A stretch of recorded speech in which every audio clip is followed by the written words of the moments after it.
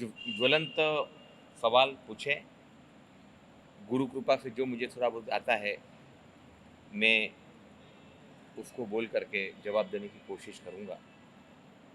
तो खुला मंच है, कोई भी व्यक्ति धर्म से संबंधित जो भी सवाल जिज्ञासा जानना चाहता है बोल सकता है।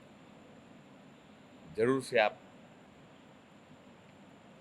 शुरुआत करें, क्योंकि जिज्ञासा अगर हम लोग मन में ही रखते हैं तो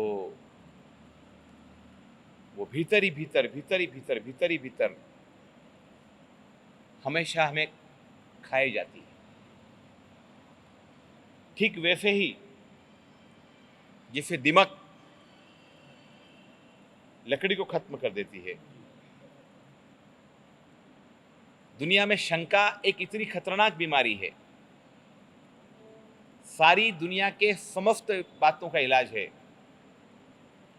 लेकिन संदेह का दुनिया में कोई इलाज नहीं। एक बार व्यक्ति के माइंड में एक वस्तु घुस गई, उसको निकालना करीब करीब मुश्किल होती है। तो जैन धर्म में तो सब स्याद्वाद धर्म है, खूब अच्छे से उन चीज़ों का हल है, सॉल्यूशन है। अगर आपके भीतर में कोई ज्वलंत मुद्दा हो, धर्म से संबंधित कोई जानकारी हो या कुछ आप पूछना चाहते हैं तो शुरुआत कीजिए। बहुत अच्छे से कोई भी व्यक्ति सवाल पूछ सकता है और अपनी भावनाओं को व्यक्त कर सकता है। जी।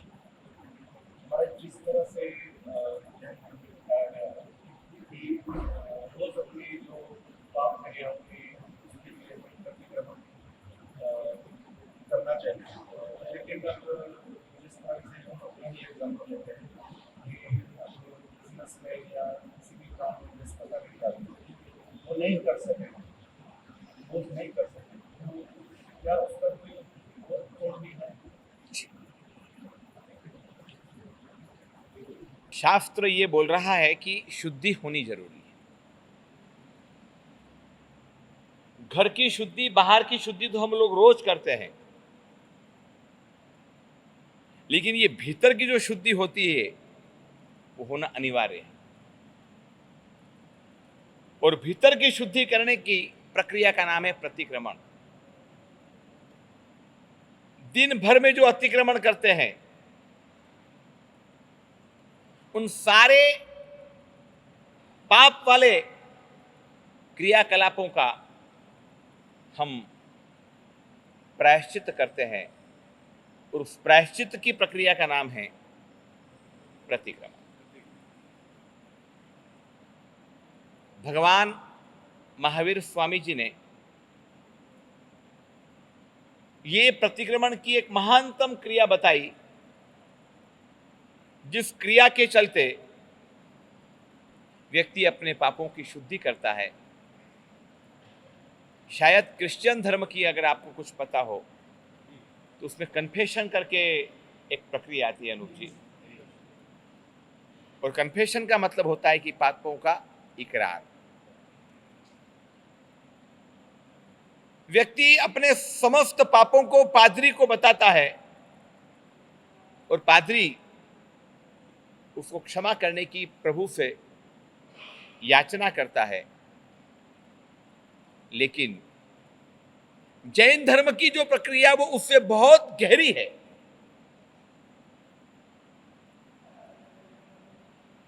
वो तो केवल बताना, और उसने आरजू करी और आपको माफी मिल गई। जैन धर्म करंटली माफी के पक्ष में नहीं है। आपको दंड जरूरी है, आपको दंडित होना जरूरी है, और दंडित और कोई नहीं करेगा, आप स्वयं अपने आप को करेंगे। और यह प्रतिक्रमण की प्रक्रिया है जिसमें अनेक प्रकार के आसन आते हैं, अनेक प्रकार के योगासन आते हैं। खड़े खड़े क्रियाएं होती है, कायोत्सर्ग होता है। कायोत्सर्ग का मतलब और कुछ नहीं है, काया का उत्सर्ग, ये दंडित करने की प्रक्रिया। पुलिस आपको मुर्गा बनाती है, आपको खड़ा करती है, बैठ के चलने की आपको दंडित करने की प्रक्रिया करती है। जैन धर्म ने आत्मनियंत्रण की क्रिया बताई है, और आत्मनियंत्रण का मतलब होता है कि आप स्वयं अपने दोषों के दूर करने के लिए आप तपस्या करो, कायोत्सर्ग करो, खड़े खड़े कायोत्सर्ग करो। यह भी एक प्रकार का दंड हुआ। आप कायोत्सर्ग में लोगों से बोलो, यह भी अपने आप में दंड हुआ। आप क्षमापण दो, यह भी अपने आप में दंड हुआ। जैन शास्त्र उसको प्रतिक्रमण कहते हैं। प्रतिक्रमण का मतलब होता है कि पापों से पीछे हटना। यह एक उत्कृष्ट प्रक्रिया है। लेकिन भाई साहब का सवाल दूसरा था। भाई साहब ये बोल रहे थे कि जो प्रतिक्रमण नहीं कर सकते उसका क्या करना।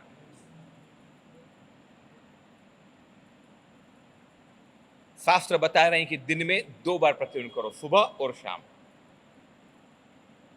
कोई वजह से अगर आप ये नहीं कर सकते तो कम से कम महीने में 5 बार प्रतिक्रमण करो। अष्टमी, चतुर्दशी, सुदी पंचमी। कोई वजह से 5 नहीं हो सकते तो कम से कम 15 दिन में एक पक्की करो। बड़ा प्रतिक्रमण होता है वो कर दो।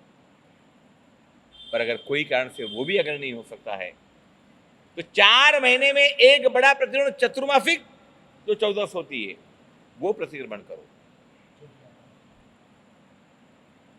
और अगर वो भी नहीं हो सकता तो फिर लास्ट में साल में एक बार जो संवत्सरी होती है उस चीज का प्रतिक्रमण करो।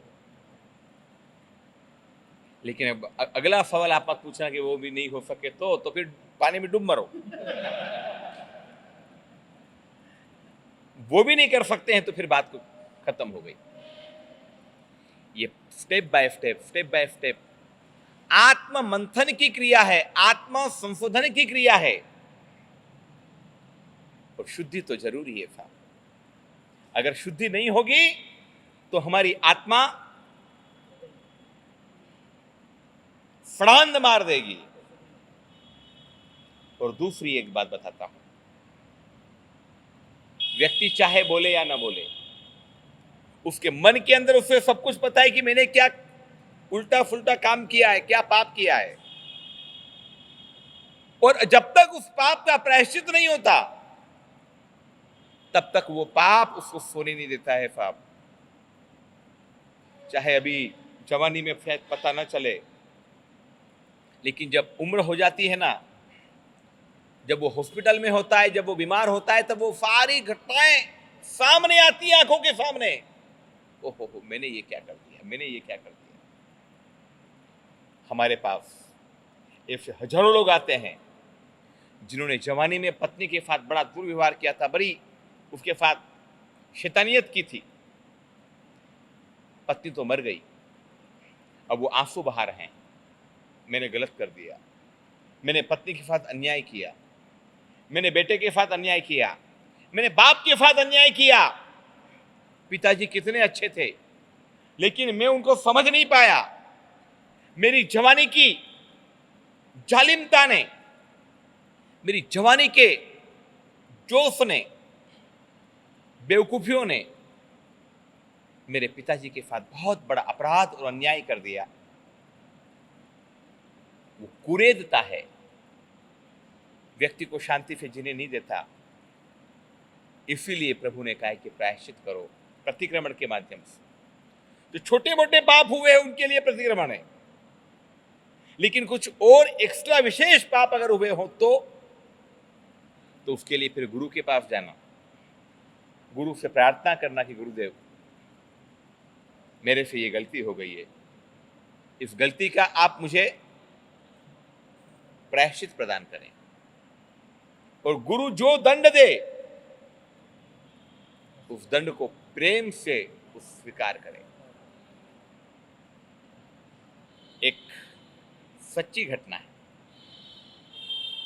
बड़ी पुरानी पर प्रामाणिक बात है। गुजरात के एक बड़े शहर में एक बहुत बड़े कोट्याधिपति की मौत हो गई। उसके पीछे उसकी जवान पत्नी और छोटा सा बेटा था, और कोई नहीं था। उसके ऊपर पहाड़ टूट गया। जैसे तैसे करके उस माता ने उस बेटे को बड़ा किया, लेकिन समय एक जैसा नहीं होता। बेटा साथ में सोता, साथ में बैठता, साथ में उठता। बेटा धीरे धीरे बड़ा हुआ। कुछ मर्यादाएं खत्म हुई, नहलाने में धुलाने में उपयोग रहा नहीं। कुछ ऐसी परिस्थितियां बनी कि जिसके वजह से माता पिता का संबंध, माता और पुत्र का संबंध पति और पत्नी के रूप में तब्दील हो गया। एक बार ज्ञानी गुरु भगवंत आए। उन्होंने वाणी से दुनिया को जीत लिया, पब्लिक की भावनाओं को जीत लिया, और यह कहा कि जिस व्यक्ति ने अपने पापों का प्रायश्चित नहीं लिया है, उस व्यक्ति का जीवन वो जीवन नहीं होता। सदाचारी, प्रामाणिक, पवित्र गुरु के पास में अपने पापों का खुलासा करके व्यक्ति अपने पापों से मुक्त हो सकता है। बेटे ने माँ के सामने देखा, माँ ने बेटे के सामने देखा, दोनों की निगाहें मिल गई। गुरु की वाणी दोनों के भीतर में उतर गई। प्रवचन पूरा हुआ। प्रवचन पूर्ण होने के बाद में माता और पुत्र दोनों गुरु के पास आए, अपने संबंधों का गुरु के सामने इकरार किया और कहा कि चाहे जो दंड देना हो गुरुदेव दंड दीजिए, लेकिन हमें इस पाप से मुक्त कीजिए। गुरु बहुत ज्ञानी थे। उनके हिम्मत है तुम्हारी? बोले गुरुदेव हिम्मत है, जो आप कहेंगे प्रायश्चित करेंगे, लेकिन इस दोष से हमें मुक्त होना है। ठीक। गुरु ने साधना में देखा, बड़े ज्ञानी थे, बड़ी पुरानी बात है, सत्य घटना है। गुरु ने बुलाया कि एक काम करो, पूरे साल का जो सबसे बड़ा दिन होता है संवत्सरी का, उस संवत्सरी के दिन में आना। एक छेद वाला कपड़ा लाना, जिसमें हजारों छेद हो, वो कपड़ा लाना, मेरे को देना, और सभी सैकड़ों हजारों व्यक्तियों के बीच में खड़े होना और जाहिर के अंदर अपने पाप को उजागर करना। हो सकता है माता और पुत्र का जरूर हो सकता है, तो पापों से मुक्ति ही करनी, बात खत्म। संवत्सरी का दिन आया, छिद्र वाले कपड़े लाए गए, गुरु पाठ पर बैठे हैं, प्रवचन चालू है, हजारों लोग हैं। नास्तिक से नास्तिक व्यक्ति भी आज तो प्रवचन में आया हुआ है। साल में एक तो दिन आता है। और अचानक बीच प्रवचन में गुरु ने इशारा किया, लड़का खड़ा हुआ कि गुरुदेव मुझे कुछ पाप का प्रायश्चित करना है, मुझे कुछ इजाजत दीजिए। उधर से उसकी मां खड़ी हुई, गुरुदेव मुझे भी पाप का प्रायश्चित करना है, मुझे इजाजत दीजिए। गुरु ने अनुमति प्रदान करी। दोनों ने अपने गलतियों का स्वीकार सकल समाज के समक्ष किया। गुरु ने उनको बैठने का आदेश दिया और लोग तैयार थे। देखा देखा, ये धर्मात्मा की बहू, देखा ना आपने, मुख में राम बगल में छुरी, कैसे काले काम किए। इंसानियत पर कलंक है ये तो। जूते मारना चाहिए, मुंह काला करके गांव से निकाल देना चाहिए, ये तो गांव का अपमान है। आप बोलने वाले पर कभी लगाम नहीं लगा सकते। आधा घंटा, पौन घंटा सारी सभाएं भिन्न भिन्न प्रकार की चर्चा कर रही है। गुरु खड़े हुए, उन्होंने सारे निंदा करने वालों से पूछा, भाई तुम किस हैसियत से निंदा कर रहे हो? निंदा वही कर सकता है जिसने अपनी जिंदगी में कोई पाप न किए हो। है किसी में साहस, है किसी में हिम्मत, जो अपने कर्म को उजागर करे। आचार्य ने वो छेद वाला कपड़ा हाथ में लिया, सारे छेद खत्म हो गए। मतलब इनके सारे जितने पाप थे वो लोगों की निंदा कर कर करके धुल गए। क्योंकि वो तो ज्ञानी गुरु थे, इसलिए उन्होंने ऐसा निर्णय लिया। लेकिन व्यक्ति को अपने पाप का गुरु के समक्ष इकरार करके अपने पापों की शुद्धि करनी चाहिए। ये शास्त्र का संदेश। आपने बहुत अच्छा सवाल पूछा। ये प्रतिक्रमण की बात पूछी, और प्रतिक्रमण के माध्यम से जो रोज नहीं कर सकते हैं, इस प्रकार से भी क्रमिक प्रत्युन करके अपने कल्याण के मार्ग पर आगे बढ़ सकता है। और कोई सवाल पूछना चाहता है भैया? जैसे सुबह मंदिर में पूजा सेवा, प्रतिदिन मालाएं 5, 10, 15 जितनी, ये सारी जितनी भी प्रक्रिया हैं उसका प्रायश्चित के साथ कोई लेना देना नहीं। प्रतिक्रमण वो प्रायश्चित की प्रक्रिया है। इसमें कर्मों की निर्जरा नहीं, कर्मों की निर्जरा भी हो सकती है, पुण्य का बंध भी हो सकता है।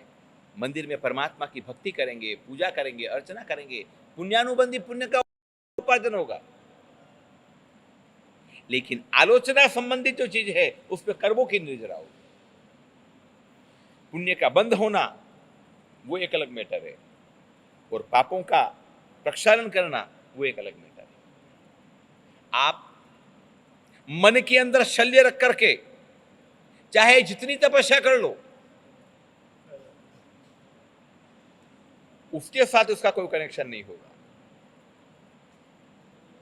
कल्पसूत्र में आप हर साल पढ़ते हो, लक्ष्मणा साध्वी नाम सुना होगा। लक्ष्मणा साध्वी का एक चिड़िया को देख करके उनको विचार आया कि एक चिड़िया भी काम वासना से ग्रस्त होकर के काम प्रक्रिया कर रही है। भगवान तो सर्वज्ञ थे। भगवान को तो चूंकि वो तो राग द्वेष के विजय थे, इसलिए उनको काम वासना होती नहीं। अब उनको क्या समझ पड़े कि मनुष्य में काम वासना कितनी प्रचुर होती है। परमात्मा ने सब कुछ अच्छा किया, लेकिन ये नियम ठीक नहीं किया। ब्रह्मचर्य की लागू करके इन्होंने ये अच्छा नहीं किया। मन में सोचा, बाद में अपने किए पर पछतावा हुआ। पर चूंकि बहुत बड़े साध्वी थे, गुरु से पूछे तो पूछे कैसे? कपट किया। गुरु से पूछा कि कोई व्यक्ति को अगर ऐसा विचार आवे तो क्या प्रायश्चित? ये नहीं बोला कि मुझे विचार आया। मेरे पास कई महिलाएं आती है कि गुरुदेव, एक व्यक्ति को एबॉर्शन कराया गया, उसका प्रायश्चित दो। हम समझ जाते हैं कि कोई व्यक्ति नहीं है, यही व्यक्ति है। उसके चेहरे पर हमको पता चल जाता है, लेकिन कबूल कर नहीं करती कि मेरा है। कोई व्यक्ति नहीं, चूंकि दुख तो हो रहा है, बच्चे का एबॉर्शन करवाया है, बच्चा को मारा है, दुख तो भयंकर है, लेकिन वो साहस नहीं है। वो साहस नहीं है, इसलिए वो बंदूक किसी और पर चला रहे हैं कि किसी के ने कहा है, मेरे को पूछवाया है, आप गुरुदेव आप बताइए ना। हम बोलते उस व्यक्ति को भेजना। फिर पलट कर 3 दिन में वही आती है कि बता दो ना मार्फा, वो तो नहीं आ रही है, फरमा रही है। लेकिन प्रायश्चित तो उसी को दिया जाता है जो खुद कबूल करे। हम उसको समझाते हैं, फिर वो खुद बोलती कि मेरी ही गलती हो गई। तो पुण्यशालियों, ये पाप की आलोचना की जो क्रिया है बड़ी महत्वपूर्ण है। अगर हमारे द्वारा कोई दोष हुआ है तो हमें प्रायश्चित करके अपनी आत्मा को शुद्ध करना चाहिए। चलिए, पाप से संबंधित जो आपने वाणी सुनाई, पाप और पुण्य की, इसी से संबंधित एक विचारधारा बनती है हमारी कि 84 लाख योनि को सिर्फ जैन धर्म मानता है, अन्यथा और धर्मों में इसका इतना उल्लेख नहीं है। तो 84 लाख योनि के अंदर क्या हम एक हर जीव को आत्मा के रूप में मानते हैं? जैसे एक पुष्प है, फूल है, ठीक है ना, फूल में भी हम जीव मानते हैं, लेकिन क्षमा करें गुरुदेव, क्या हम पुष्प को तोड़कर फिर प्रभु चरणों में हम चढ़ाते हैं? खूब प्रसन्न, खूब अच्छा सवाल पूछा।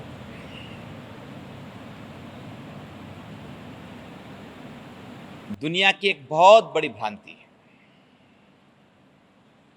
उस भ्रांति का मैं तर्क के साथ जवाब देने की कोशिश करूंगा। एक बात का जवाब दीजिए कि केवल फूल में ही जीव है, नहीं गुरुदेव, हवा में जीव नहीं है, बिल्कुल अग्नि में जीव नहीं है, है। मिट्टी में जीव नहीं है, सारी 84 लाख योनि पानी में जीव नहीं है।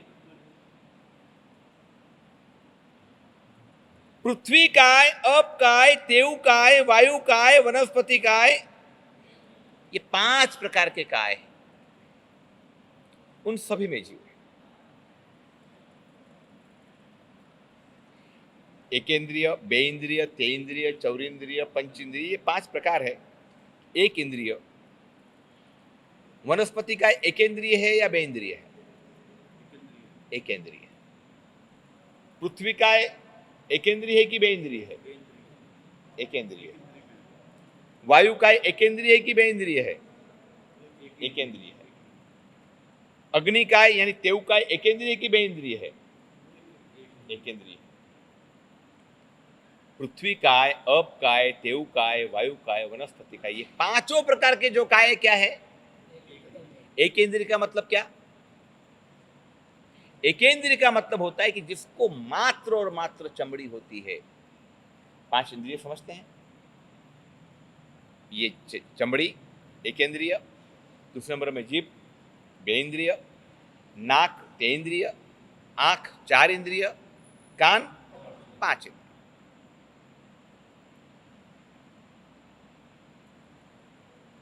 हम सांस लेते हैं उसमें भी पाप है, हम लेना पड़ रहा है, कोई विकल्प नहीं।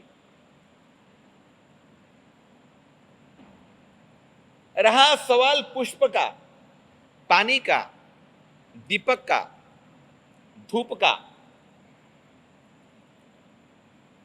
तो जो व्यक्ति सांसारिक सब कार्यों में रक्त रहता है, संसार में रहकर के स्नान भी करता है, संसार में रहकर के हरी सब्जी भी खाता है, संसार में रहकर के गैस भी चलाता है, सब कुछ करता है, ऐसा व्यक्ति मंदिर में जाकर के प्रभु की भक्ति करने के लिए अगर वो पुष्प का उपयोग करता है तो उसमें जो हिंसा है, उस हिंसा की जो मात्रा है उससे अनेक गुना ज्यादा उसके भावों की, भक्ति की मात्रा है। हम ये नहीं बोल रहे हैं कि उसमें दोष नहीं है, दोष तो जितने सांस लेंगे उसमें भी दोष है, आपने ये ऐसा किया उसमें भी दोष, में वायु का है, खत्म।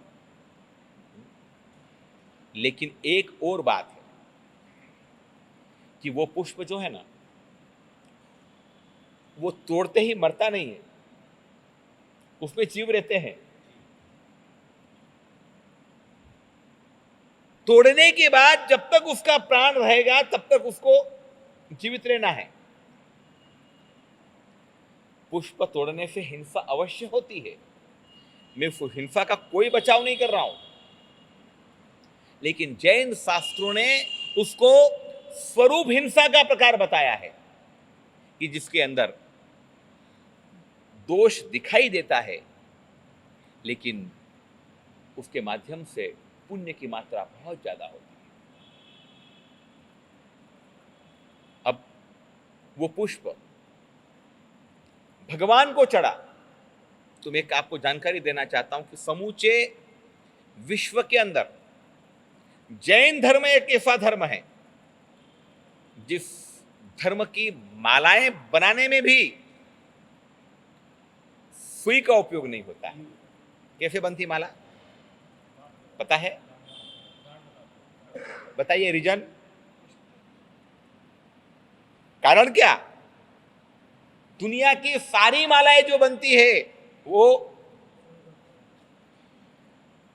लेकिन जैन मंदिरों के अंदर जितनी भी मालाएं बनेगी, अगर आपको पता हो, अगर उस हिसाब से तो गुरुदेव को अशुद्ध हो गई माला, जो सुई से लगाते हैं तो अशुद्धता में आ गई ना एक तरह नहीं, से। अशुद्धता वाली अलग बात है। बात यह है कि उस जीव को दुख न हो, दुख करने की भावना नहीं है।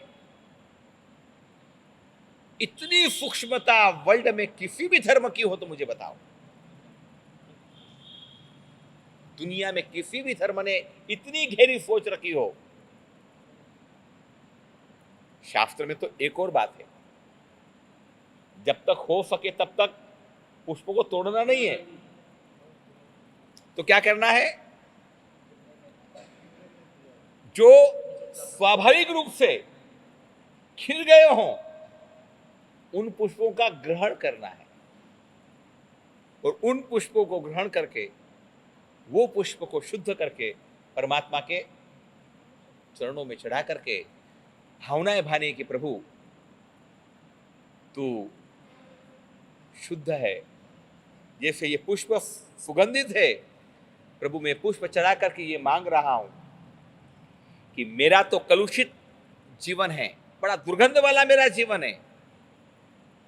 इस पुष्प की सुवासिकता के साथ में मेरे अंतर में जो दुर्गंध है वो सुवासित हो, मेरा हृदय शुद्ध हो।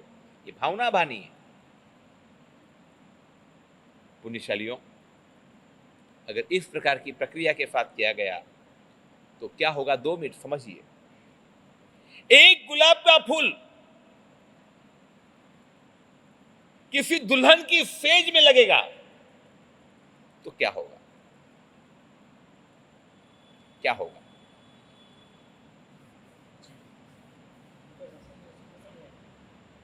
एक गुलाब का फूल गुलाब का पानी बनाने में या गुलकंद बनाने में होगा तो उसका क्या होगा? और एक गुलाब का फूल प्रभु के चरणों में रहेगा तो क्या होगा?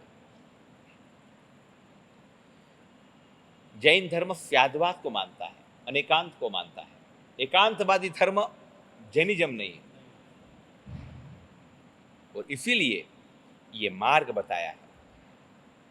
हाँ, हम वनस्पति को हाथ नहीं लगाते हैं, इसलिए हमें पूजा करने की अनुमति नहीं है।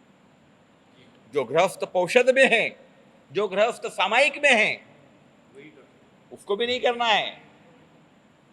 लेकिन दुनिया भर के सारे पापों को करता है, और जब मंदिर की बात आती है तो फूल में पाप, हाय हाय पाप लगता है। अरे भाई, हद हो गई।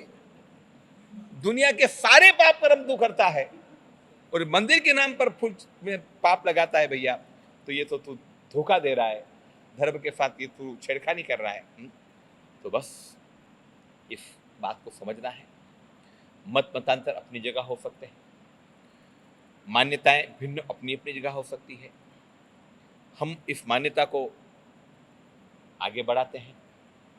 कोई व्यक्ति को अगर इस मान्यता से उसके अंतर में सहमति नहीं बनती है तो हम कभी जोर जबरदस्ती नहीं करते हैं। मेरे संपर्क में आने वाले हजारों स्थानकवासी बंधु, मैं पहले ही बोल चुका हूँ, मुझे ये पता है कि मेरी ये शब्द सारी दुनिया को सुनाई देगी। मैं एक एक शब्द बड़ी जिम्मेदारी से बोल रहा हूँ। मुझे मालूम है कि ये इसका प्रसारण होने वाला है। मैं जिम्मेदारी के साथ बोलता हूँ, मेरे संपर्क में आने वाले हजारों मेरे स्थानकवासी बंधु, उनको मैंने जिंदगी में कभी नहीं कहा कि मेरी ये मान्यता है और तुम मेरी मान्यता पर चलो। मैंने तो उनको एक बात कही कि भैया, अनमोल मनुष्य का जन्म मिला है, तुम्हें जो उचित लगे, तुम्हें जो पसंद आए, तुम्हारी आत्मा जिसमें गवाही दे वो करो, पर करो तो सही, कुछ तो करो। इस जन्म को खत्म मत करो भैया, इस जन्म को नष्ट मत करो भैया, और कुछ करो। आपने बहुत प्यारा सवाल पूछा, मैंने इसको जवाब देने की कोशिश करी। ये एक्चुअली में मेरा सवाल नहीं था, दुनिया का सवाल था, मैं समझ रहा था। तो मैं आपके माध्यम से जी, जी, उदाहरण के रूप जी, में जी। जन जन तक पहुंचाना चाहता था कि जिन लोगों की भावना ये बन चुकी है कि हम मंदिर जाएंगे, नहीं हम स्थानक नहीं जाएंगे, हम स्थानक जाएंगे पर मंदिर नहीं जाएंगे, ये बहुत गलत भावना है। मुझे ये नहीं समझ में आता है आज हर व्यक्ति अपने जीवन में जैन शब्द लगाने से क्यों कतराता है, क्यों अपने आप को छोटा महसूस करता है। गोत्र पहले या धर्म पहले, ठीक है ना। तो हम कहते हैं कि धर्म पहले है। धर्म का मतलब हम जिस धर्म को अपनाए हैं, जैन धर्म, गोत्र नहीं है हमारा। जैसे गुरुदेव का कोई गोत्र नहीं, गुरुदेव का मतलब गुरुदेव है दीक्षा के बाद। इसी ढंग से ये कि पंच परमेश्वर महानवकार मंत्र एक है, भगवान महावीर स्वामी एक है, तो फिर इसमें हम क्यों भेदभाव करें। मेरे हिसाब से कोई भी हमारे जैन धर्म के कोई भी संत के संत बड़े से बड़े कभी नहीं कहते कि तुम यहाँ मत जाओ या जिंदगी में कभी नहीं, नेवर। क्षमा कीजिए, मैं सबसे क्षमा मांगता हूँ, ये हम श्रावकों की गलतियाँ हैं। हम गुरुदेवों को ऊपर लगा देते कि सब नहीं, ऐसा नहीं है। तो मैं तो ये चाहता हूँ गुरुदेव आपके वाणी से जन जन तक जैन धर्म के बारे में और बहुत सी चीजें निकल करके जी जरूर, खूब प्रश्न। मैं भी यही आपसे कहने लगा था कि जब भी हम भारतवासी संप्रदाय से मिलते हैं तो मेन उनका यही मूल होता है। आप मंदिर ही जाते हैं, आप पुष्प चढ़ाते हैं। तो आपने बहुत अच्छे तरीके से उस बात का पहले ही विश्लेषण कर दिया, बहुत ही अच्छे तरीके से, ताकि ये जो आवाज़ है जन जन तक पहुँचे कि किसी का मन दुखी करने का नहीं। जिसको जो अच्छा लगता है वो वैसा करे। सबकी अपनी श्रद्धा है, अपनी भावना है। सबकी अपनी अगर आपकी रुचि है तो अच्छी बात है, नहीं है तो भी अच्छी बात है, कहीं कोई समस्या नहीं।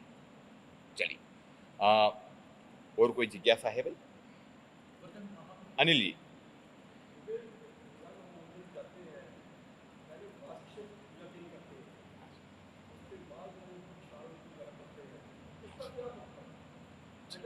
जी, दो बात है। परमात्मा को वासक्षेप का मतलब क्या? तो पहले सुगंधित द्रव्य, चंदन, अष्टगंध, जो सुगंधित पदार्थ होते हैं, उस सुगंधित पदार्थ से प्रभु को वातावरण महकाने के लिए और प्रभु को सुगंधित पदार्थों से उनकी चरणों में समर्पित करने की भावना के साथ में वासक्षेप पूजा की जा सकती है। कोई व्यक्ति सुबह जल्दी निकलने वाला, सुबह अल सुबह जल्दी प्रक्षाल आदि की क्रिया शास्त्र में निषेध है। पूजा का नियम है, जरूरी है, पर जल्दी निकलना है, ये उसके लिए एक ऑप्शन भी है कि क्या किया जा सकता है। तो वासक्षेप पूजा करके, वासक्षेप पूजा के लिए संपूर्ण स्नान की भी जरूरत नहीं है। 5 अंग शुद्ध किए, वासक्षेप पूजा में परमात्मा को टच नहीं करना है।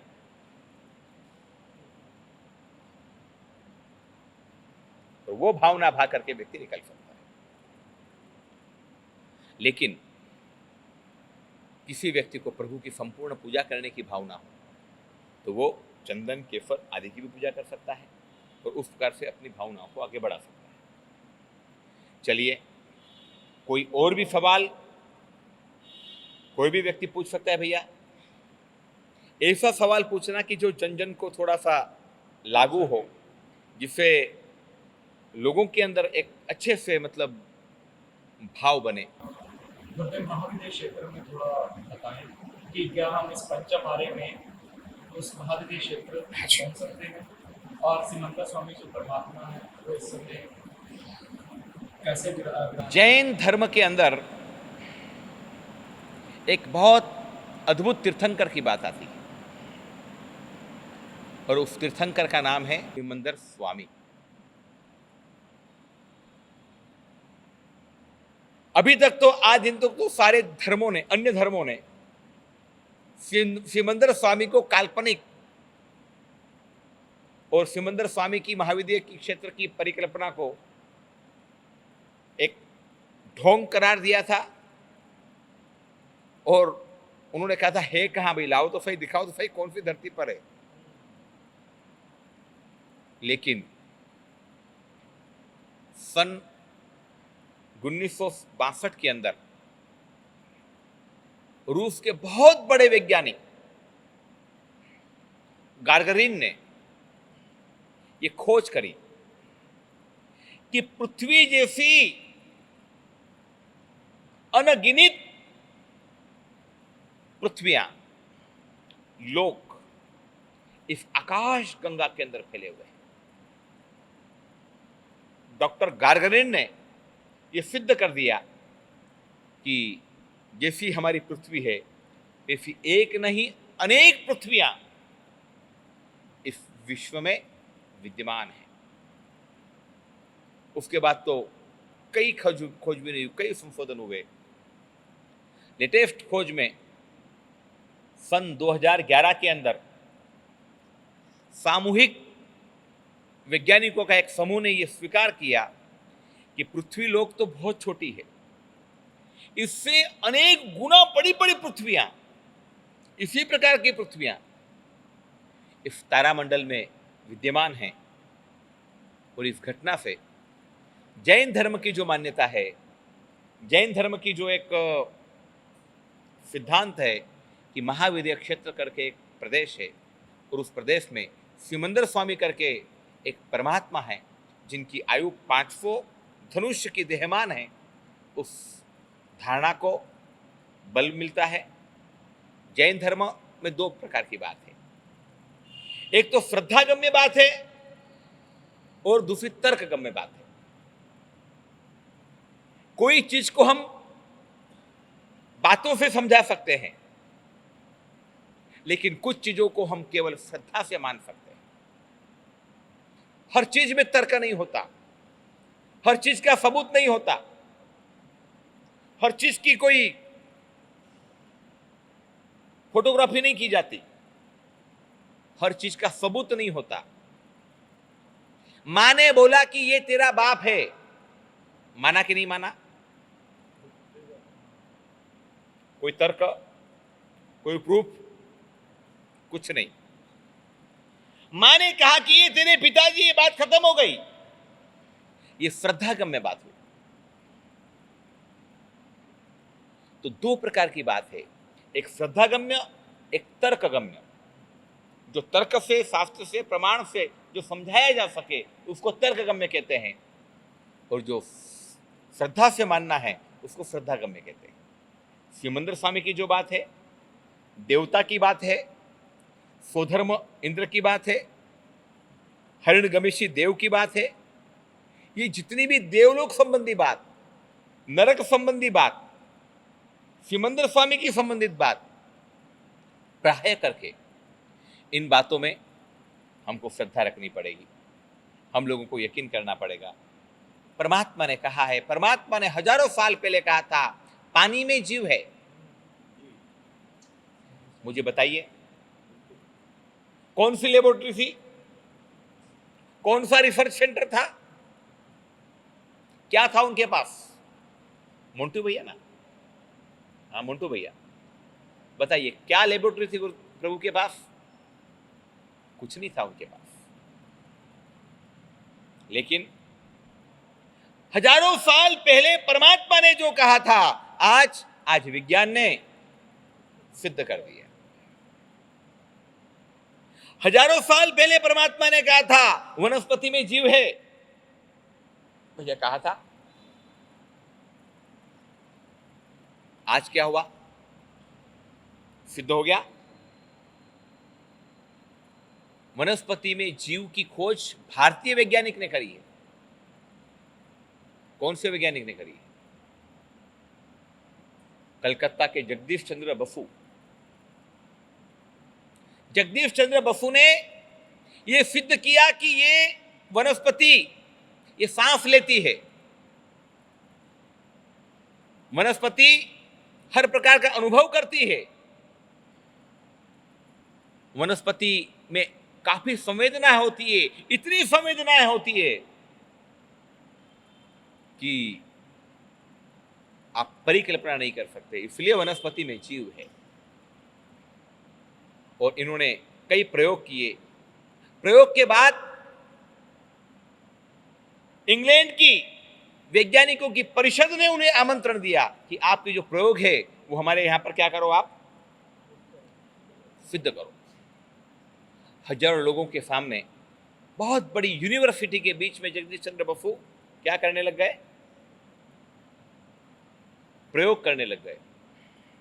एक प्रयोग ऐसा था कि एक वनस्पति का एक कुंडा मंगाया गया जिसमें बहुत अच्छी वनस्पतियां, फूल, पुष्प या इस प्रकार के पत्तियां थी, और एक केमिकल, जहरीला केमिकल था। उस जहरीले केमिकल की कुछ बूंदें छांटनी थी, और बूंद छांटते ही जगदीश चंद्र बसु ने कहा कि ये केमिकल जहरी है, जहर डालते ही ये वनस्पति क्या हो जाएगी, मुरझा जाएगी। जैसे इंसान मर जाता है उसी प्रकार से क्या मर जाएगी, वनस्पति भी मर जाएगी। हजारों लोग तैयार थे, लेकिन उनके साथ षड्यंत्र हुआ, धोखा हुआ। सभी के बीच में भारतीयों की नाक काटने की एक होड़ मची हुई थी। सारी चीजें तैयार थी, लेकिन जो जहर लाया गया था वो जहर दिया गया। जगदीश चंद्र बसु ने बहुत श्रद्धा के साथ में उसकी कुछ बूंदे ली हाथ में और वनस्पति के ऊपर डाली। उन्होंने घोषणा करी कि केवल चंद सेकंडों के अंदर ये वनस्पति क्या हो जाएगी, मर जाएगी। इसलिए ये सिद्ध होता है कि ये मरेगी, इसका मतलब ये क्या थी, जीवित थी। लोग फोटोग्राफी करने के लिए तैयार थे, सारी दुनिया तैयार थी तमाशा देखने के लिए, और उन्होंने बूंदे डाली, लेकिन 10 सेकंड, 20 सेकंड, 60 सेकंड कुछ भी नहीं हुआ। फिर 2-4 बूंदे डाली, फिर भी नहीं हुआ। अब लोग बिल्कुल मजे में थे, तैयार थे, इनके सिद्धांत को उनको खत्म करना था, और हुटिंग चालू हो गई कि वारे वाह कालिया वाह। कालिया इंडियन को ब्लैक के रूप में मानते हैं वहां पर। ये ब्लैकर क्या प्रूव करेगा, वैज्ञानिक तो हम हैं, ये इन बुद्धों को अकल कहां है। जगदीश चंद्र बसु खड़े हुए, खामोश। आपने देखा कि ये जहर, और इसने क्या करा, मैंने डाला, लेकिन ये क्या नहीं हुआ, जो जहर इस वनस्पति को नहीं मार पाया वो जहर नहीं है, वो मुझे भी नहीं मार रहा है। उसने उन्होंने उठाया गिलास और पूरा का पूरा ग्लास पी गए। सन्नाटा छा गया, मर जाएगा ये तो। उनका इतना विश्वास था कि जो जहर मेरी वनस्पति को नुकसान नहीं कर पाया वो मुझे नुकसान कर ही नहीं पाएगा। ये नकली है, मेरे को नीचा दिखाने के लिए ये षड्यंत्र किया गया। लाओ रियल जहर लाओ। वापिस ने फिर से रियल पॉइजन मंगवाया और वो डाला और अपने सिद्ध कर दिया। हजारों साल पहले भगवान महावीर ने विदाउट कोई भी प्रयोगशाला के जो बात कही थी, अगर वो परमात्मा ने सारी बातें उनकी सिद्ध होती है तो फिर परमात्मा की ये भी बात सिद्ध होनी चाहिए। ये श्रद्धागम्य बात हुई। सिमंदर स्वामी की जो बात है वो श्रद्धागम्य बात है। हमको उनको एक्सेप्ट करना है, स्वीकार करना है। परमात्मा ने कहा है, मेरे भगवान ने कहा है, वही परमात्मा ने कहा है, मैं उस बात को स्वीकार करता हूं। सिमंदर स्वामी की बहुत अच्छी बातें आती है शास्त्रों में, लेकिन वो सारी बातें श्रद्धागम्य होने से, जिन लोगों को धर्म के प्रति यकीन नहीं है, ऐसे लोगों के सामने करने से वो धर्म की हंसी उड़ाएंगे, धर्म की निंदा करेंगे और अपने कर्मों को बढ़ाएंगे। इसलिए हम इस प्रकार की बातें उन्हीं व्यक्तियों के सामने करते हैं जिनको धर्म के प्रति अटूट श्रद्धा होती है। चलिए, आपने सवाल पूछा, आपकी भावों की नहीं विद्यमान है एट प्रेजेंट, नहीं हुआ। हाँ जी, अरे भाई नीरज भैया थोड़ा सा मैं एक थोड़ा सा खुलासा करना चाहता हूँ। नमो अरिहंताणम, नमो सिद्धाणम। अरिहंत और सिद्ध ये हमारे बेस है। बताइए बड़ा कौन, अरिहंत या सिद्ध? बताइए अरिहंत बड़े हैं या सिद्ध बड़े हैं? बड़े कौन है? गुणों में बड़े कौन? एक लाइन का जवाब, गुणों में बड़े कौन है? कोई विवाद इसमें? कोई विवाद नहीं। सर्वोच्च स्थान प्राप्त करने वाले कौन? सिद्ध परमात्मा। लेकिन वो सिद्ध भी सिद्ध कब बने? जब अरिहंत के मार्ग पर चले। सिद्ध चाहे जितने बड़े हों, लेकिन शासन की स्थापना जो करता है, धर्म की प्ररूपणा जो करता है, धर्म का स्थापन जो करता है, वो सदैव बड़ा होता है। और वो तत्व किसके पास? अरिहंत के पास। अरिहंत का मतलब क्या? जो धर्म को स्थापित करे वो अरिहंत। तीर्थंकर, तीर्थ की स्थापना, तीर्थ में चार आते हैं, साधु, साध्वी, श्रावक और श्राविका। ये चार जहां इकट्ठे होते हैं वो क्या बन जाता है? तीर्थ बन जाता है। ऐसे तीर्थ की स्थापना जो करते हैं वो कौन होते हैं? तीर्थंकर होते हैं। तीर्थंकर जो होते हैं वो मोक्ष में जावे या न जावे, मतलब बाद में जावे, लेकिन वो हमेशा हमारे पूजनीय होते हैं। एक न एक दिन उनको मोक्ष में जाना ही है, लेकिन जाने के पहले वो धर्म का अद्भुत प्रचार करके हमारे जैसे, आपके जैसे अनेक जीवों का कल्याण करते हैं। भगवान महावीर स्वामी मात्र कितना आयुष्य था उनका? कुल 72 वर्ष। कितना दीक्षा पर्याय था उनका? 42.5 वर्ष।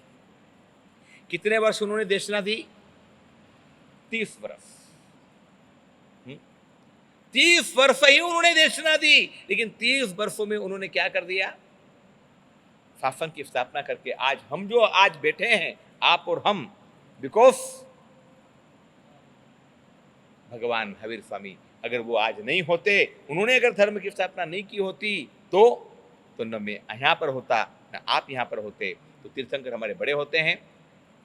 तीर्थंकर 24 ही होते हैं, एक अवसर पे निकाल में कुल 24 होते तीर्थंकर होते हैं, और वो अंतिम तीर्थंकर हमारे भगवान महावीर स्वामी थे। चलिए, ये बहुत अच्छा सवाल था, मैं आपकी अनुमोदना करना चाहता हूँ। कोई जीवंत और कोई सवाल कोई पूछना चाहते हैं? थोड़ा जोर से खड़े होकर के, ताकि हमारे जितने भी तीर्थंकर हुए, चाहे वो ऋषभ देव भगवान हुए या महावीर स्वामी भगवान हुए, अब क्या वो दिगंबर थे या वो श्वेतांबर थे या वो मूर्ति पूजा में विश्वास रखते थे या वाह नहीं वाह रखते वाह, थे? क्या बात, क्या बात। इसका थोड़ा शंका का समाधान जरूर कीजिए। जरूर।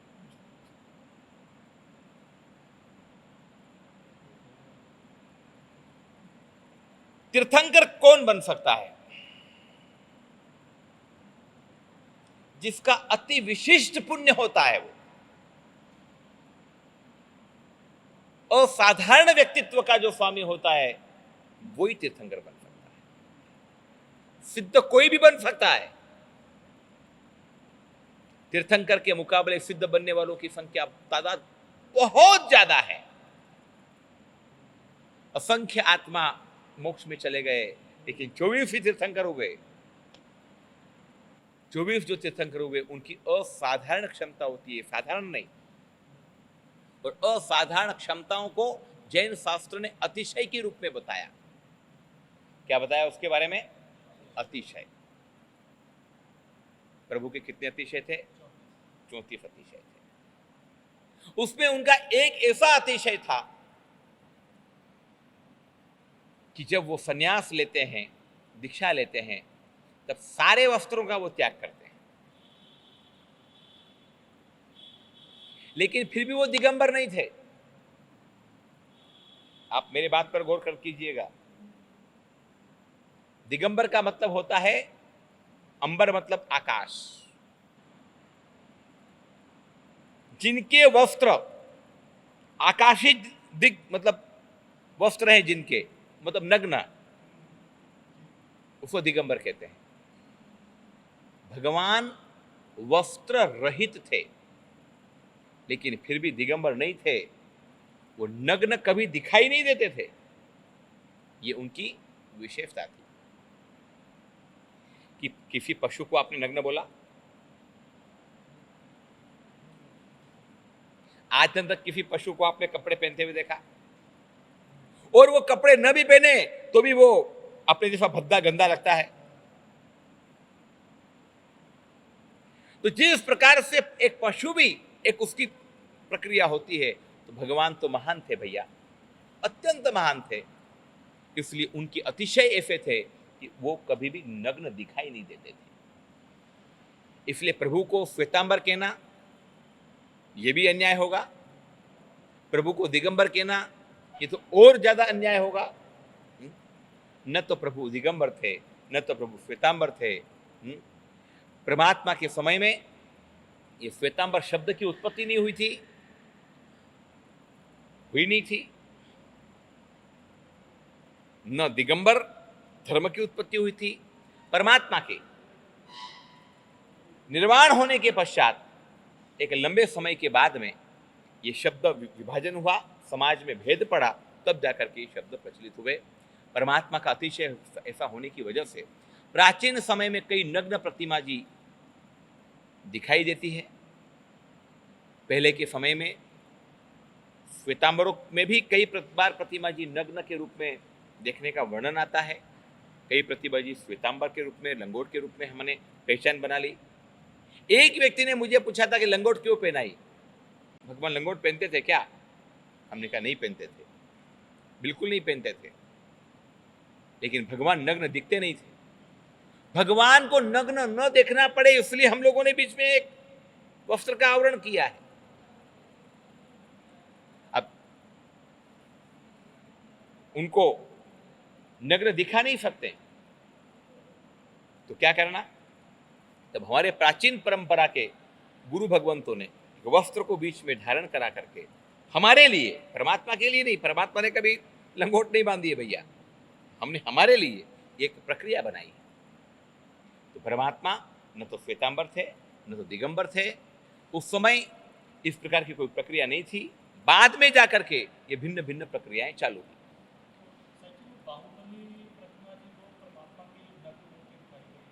हाँ जी, नहीं, बाहुबली की जो प्रतिमा जी है वो चामुंड राय करके सेनापति था कर्नाटक का, और उन्होंने प्रभु की एक अद्भुत प्रतिमा जी का, एक बाहुबली जी का निर्माण करवाया।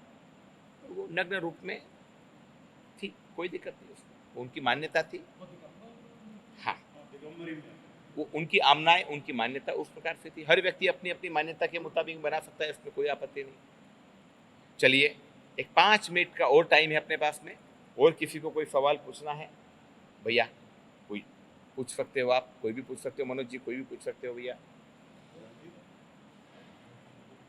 हाँ जी, पूछ सकते हैं भैया। साहब जी, क्या हम इस पंचम आर्य में अपने कर्मों की निर्जरा करके क्या हम महाद्वीप क्षेत्र में समुद्र स्वामी बाबा के दर्शन पा सकते हैं, उनके सानिध्य में जा सकते हैं? इस शरीर में,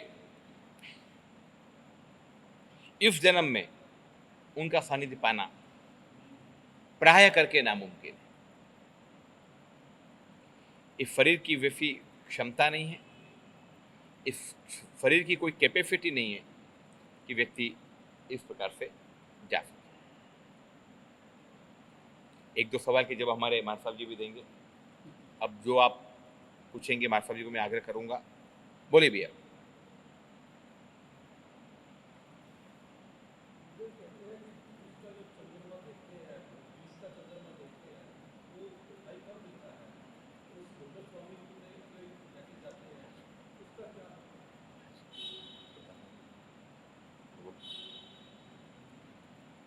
दूज का जो चंद्र है,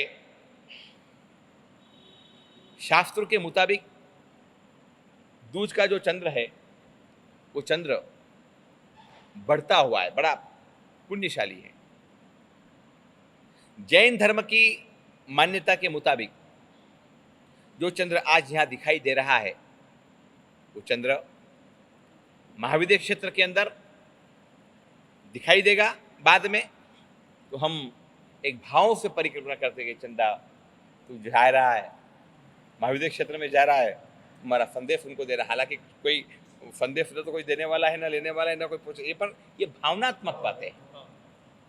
इससे माताएं लोरियां सुनाती है बच्चों को, लोरियों में भिन्न भिन्न प्रकार की भावनाएं भरती है। उस प्रकार से ये भावनाओं को वृद्धि करने की ये बात है कि प्रभु के पास जाना, हमारी वंदना कहना। और हाँ, उस चंद्रमा का प्रकाश भी शायद ये कहते हैं कि महाद्वीप क्षेत्र के आसपास चंद्रमा का दूसरे भी प्रकाश पड़ता है। भिन्न भिन्न इसकी प्रकार की मान्यताएं हैं, शास्त्र की अनेक बातें हैं। अभी विस्तार पूर्वक यहाँ पे गहरी बातों को मैं नहीं बता पाऊंगा, लेकिन जो मैंने कहा आपको, ये भावनात्मक वृद्धि की भावनाओं को बढ़ाने के लिए एक अद्भुत प्रक्रिया है। बोलिए साहब, 5 मिनट हमारे पास और है। आज के लिए इतना काफी, कल कल के लिए रख लेंगे ना काफी और प्रश्न। ठीक है, ठीक है ना? नहीं एक कोई लास्ट किसी को सवाल पूछना हो तो पूछ करके हम इस धारा को यहाँ पे विराम देते हैं। हाँ भैया। क्या पंच परमेष्ठी महान अपार मंत्र जो एक ऐसा महामंत्र है, कहते हैं कि बड़े बड़े कष्टों को भी निवारण कर देता है, इसकी उत्पत्ति कहाँ से हुई? क्या तीर्थंकर के समय में थी? जवाब दें। नौकार महामंत्र अनादि है। जिस प्रकार आसमान अनादि है, धरती अनादि है। नौकार मंत्र तीर्थंकर के समय में भी था, उससे पहले भी था, क्योंकि अरिहंत अनंत थया था से अनंत अरिहंत परमात्मा हो चुके हैं और अनंत अरिहंत परमात्मा होने वाले हैं। अनमो अरिहंताणम के अंदर किसी भगवान का नाम नहीं आता है कि महावीर स्वामी, पार्श्वनाथ। नमो सिद्धाणम में किसी सिद्ध का नाम नहीं आता। नमो आर्याणम में एक आचार्य का नाम नहीं आता, सारे आचार्य आ जाते हैं। यह यही दर्शाता है, अगर एक आचार्य का नाम आता तो हम बोल सकते हैं इन आचार्य के बाद ये नौकार मंत्र बना, क्योंकि इसका नाम इसके अंदर है। किसी आर्टिस्ट का नाम नीचे आता तो बता सकते हैं कि 500 साल पहले हुए आर्टिस्ट ने इस पेंटिंग को बनाया था। लेकिन यह जो नौकार मंत्र अनादि काल से चला आ रहा है, 14 पूर्व का सार जिसे बताया गया है। अगर नौकार मंत्र आपने स्मरण हृदय के साथ किया तो 14 पूर्वों का जो ज्ञान है उसकी वंदना आपके द्वारा हो गई, ऐसा कहते हैं। अनादि अनंत से नौकार मंत्र चला आ रहा है, अनादि अनंत से चला जाएगा। न इसे कभी किसी ने बनाया है और न कभी यह समाप्त होगा। नौकार मंत्र कदाच अवसर पीढ़ी काल, उत्तर पीढ़ी काल, 2 प्रकार के काल होते हैं। यह काल पहला आ रहा, दूसरा आ रहा, तीसरा आ रहा, चौथा आ रहा, अभी 5वां आ रहा चल रहा है। उसके बाद 6ठा आ रहा आएगा। 6ठे आने के बाद ये समाप्त होकर वापस से प्रथम आ रहा चालू होगा। तो भी नौकार मंत्र यहाँ पे कदाच 6ठे आरे में कम हो सकता, क्योंकि लास्ट आचार्य कौन से रहेंगे? दुप्पस सूरी। लास्ट साध्वी कौन सी रहेगी? फाल्गु श्री। श्रावक और श्राविका 4 जन रहेंगे। लेकिन महाविद्यालय क्षेत्र में इसका स्मरण निरंतर चलता रहेगा, इसलिए आदि अनादि था, आदि अनादि रहेगा। न इसे किसी ने बनाया है और न कभी समाप्त होने वाला है। अत्यंत प्रभावशाली, अत्यंत चमत्कारी, महाफलदायी ये नमस्कार महामंत्र है। कोटि शर्मन कोटि से बदनाई। कल सुबह ठीक 8:30 बजे धर्म प्रेमी बंधुओं से मेरा आग्रह है, आप जरूर धर्म की इस गंगा को जीवंत बनाए रखने के लिए आप सभी यहाँ पधारें। मैं बेसब्री से इसलिए आपका इंतजार करूँगा, मेरी भीड़ बढ़ाने के लिए, मेरी वाहवाही करने के लिए मैं तो यहाँ आया नहीं। 5 व्यक्ति भी अगर आकर के धर्म की जिज्ञासाओं को शांत करेंगे तो मुझे बड़ी प्रसन्नता होगी। कल एक अद्भुत प्रवचन का हम टॉपिक रखेंगे और परसों एक क्रांतिकारी प्रवचन की चर्चा करेंगे।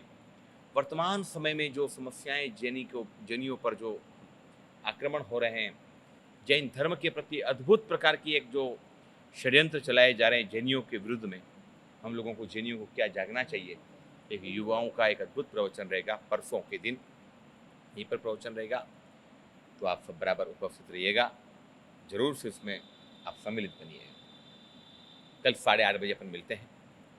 मोहित जी, आपका बहुत बहुत कोटि से नमन, कोटि से धन्यवाद, जो आपने जन जन तक ये अपने मुखार मुँह से जितनी समस्याएं थी लोगों की, कुछ जिज्ञासाएं भी थी, जिनको आपने सुचारू रूप से एक व्याकरण के रूप में सबको समझाया।